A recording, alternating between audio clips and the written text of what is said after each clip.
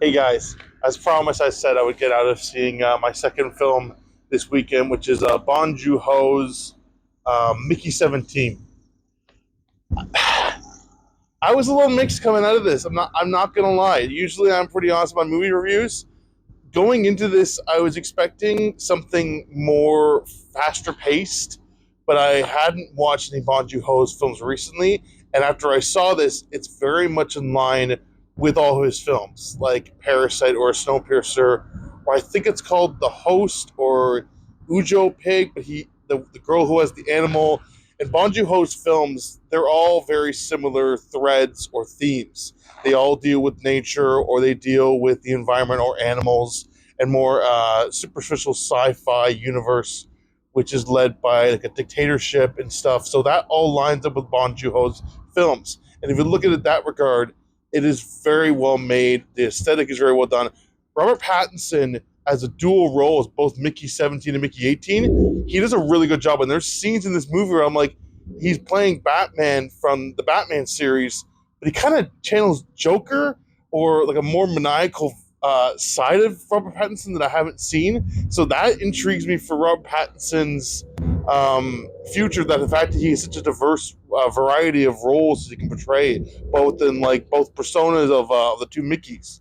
But honestly, I knew it was 2 hours 17, but it started off and you kind of had a good run pace, but it just kind of dragged on. Like I look at movie like Snowpiercer, and Snowpiercer is very similar to Mickey 17, where you understand that like okay, they're at the back of the train and they have to go from each individual train cars to get to the end to achieve their goal.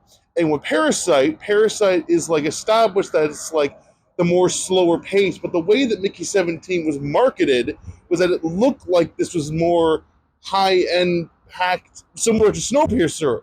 But it's just kind of weird that you understand when you look at it as it tells a story to tell, but the pacing is like it feels like it's going on forever. And I wish it was more well paced out because I was sitting there. I'm like, I'm enjoying the stuff that's going on the screen, but I was just kind of like, I'm enjoying it, and then I'm like, okay, it's going really long.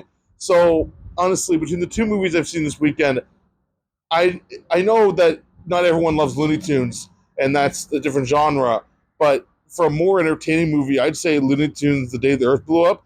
But if you do like the Bong Joon-ho films and his style of filmmaking, and understanding that's more slow paced, and you're okay with that, it's worth seeing Mickey 17 if you like that kind of stuff. But for your average viewer, I'd maybe recommend what else is coming out. I'd say maybe Novocaine. I haven't seen Novocaine. Maybe Novocaine, more faster pace.